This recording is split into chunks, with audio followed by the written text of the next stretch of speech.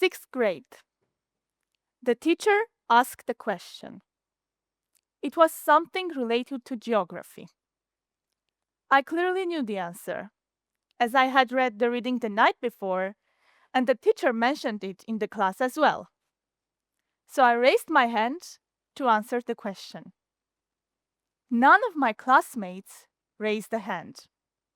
Instead, they started to laugh. At that moment, I was too concentrated on giving the right answer that I didn't even realize why they laughed. So apparently, they had that internal belief that if the reading was a longer one, it was not meant for reading at all. Reading that would have been dumb and waste of time. That's why they laughed. As if paying attention during classes or doing homework was something weird. That's when I first realized that I was perceived as a nerd. For me, a nerd is someone who is extremely enthusiastic about something and very knowledgeable. On a more poetic note, when I searched the word nerd, I found out that there was an American rock band called Nerd, N-E-R-D, where the word nerd stood for no one ever really dies. But this is not always the case when it comes to hopes and dreams, especially those of nerds. Being a fellow nerd, I can guarantee you that remaining a nerd is much more difficult than being one. What if I had given into those negative perceptions of nerd culture? Well, I didn't, as I realized how those perceptions in our society can lead to long-term consequences for brilliant individuals. People who are passionate about learning and education, as we are all passionate in doing something. In a way, we are all nerds in our fields and interests. Makeup artists, basketball players, or people who watch 50 movies in a month. Yet, think of people around you. Think of people who had great potential to contribute to the world but didn't, as they were not accepted for being who they are. Imagine a society that hides its true identity. That's exactly what can happen if we continue to limit ourselves into the accepted norms. Stereotyping nerds is at the core of the issue.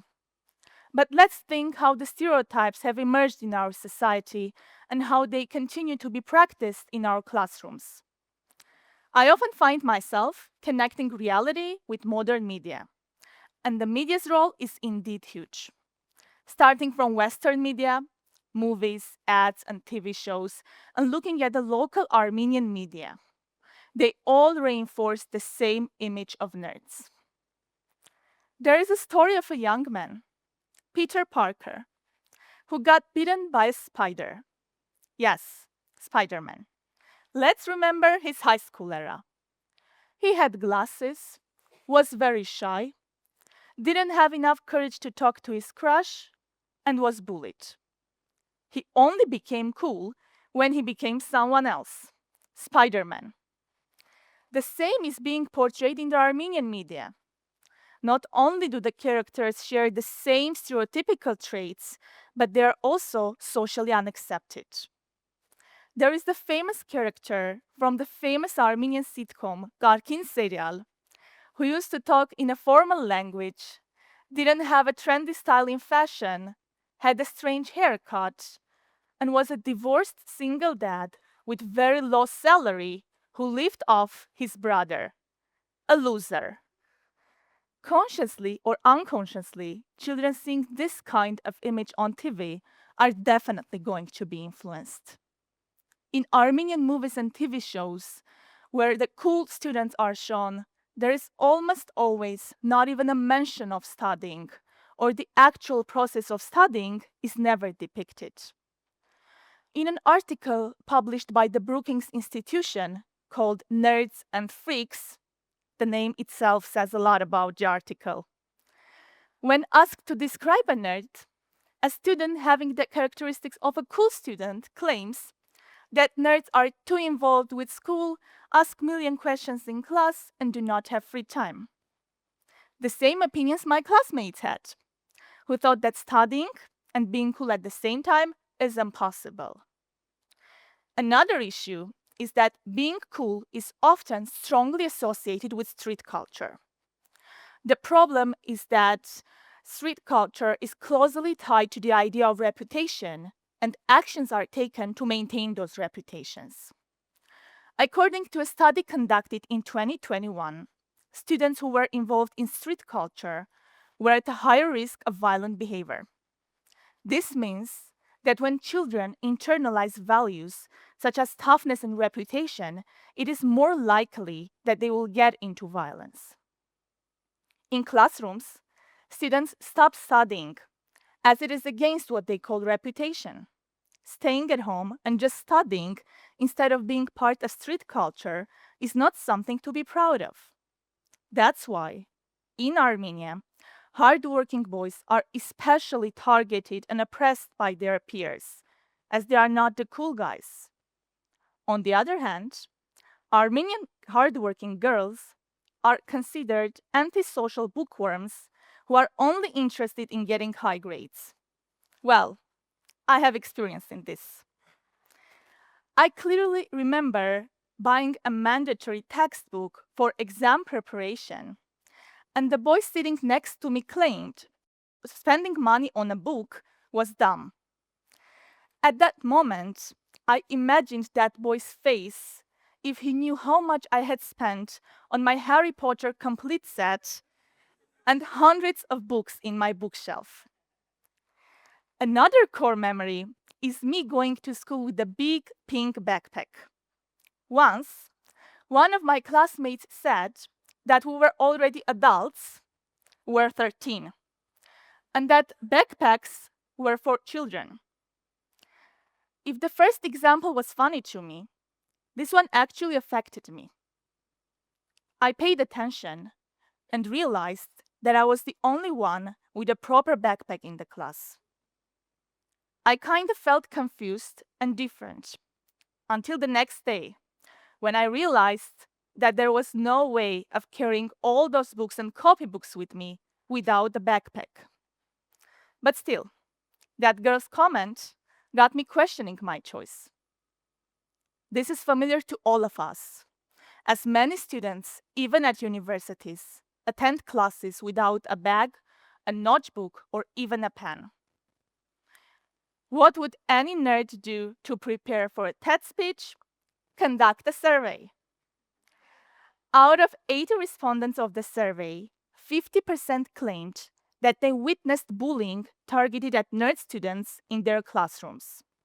The most common reason being nerds not fitting in socially and being different. And the most common form of bullying was verbal insults. Finally, a large percentage mentioned that social exclusion was highly common in their classrooms. As you see, the consequences are indeed serious and can impact student psychology in many ways. Well, it is right that I continued to work hard regardless, but it was not easy. Once, I had a crush on my classmate, and my best friend told me, "He's only talking to you because you are a straight A student and he wants to get the answers of the homework.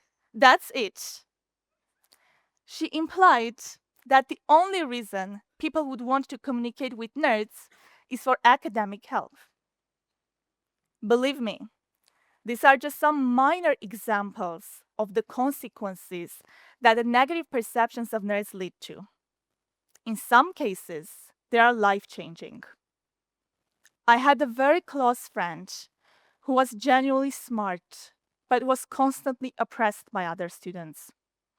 Gradually, he stopped studying and became friends with the cool guys. Eventually, he didn't even finish high school. He could have become a great professional and do what he really loved. Instead, he got into the trap of what's considered acceptable and what is not. I am sure that all of you know someone like my classmate who couldn't resist the present stereotypes. Well, I'm fortunate enough that despite experiencing the same misconceptions of being a nerd, I had people around me who encouraged me to learn and learn.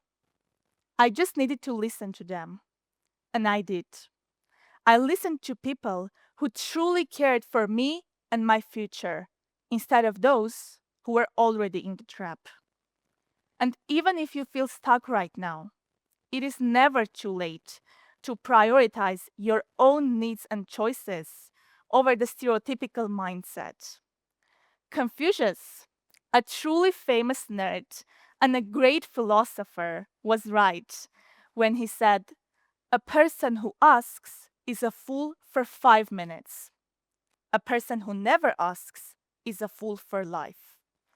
Then ask yourself, why do you admire world famous nerds such as Hedy Lamarr, the famous actress who invented Wi Fi, or even Emma Watson, but do not appreciate the possibility of being like them? Think beyond the pressure of the media, the street culture, or the society that is full of misconceptions and stereotypes. Think beyond your classmates' remarks and choices. The next time someone calls you a nerd, wear it as a badge of honor. After all, the uncool classrooms of today are where Marie Curie's and Steve Jobs of future are hiding. Therefore, embrace who you are, love yourself, and love studying. Thank you.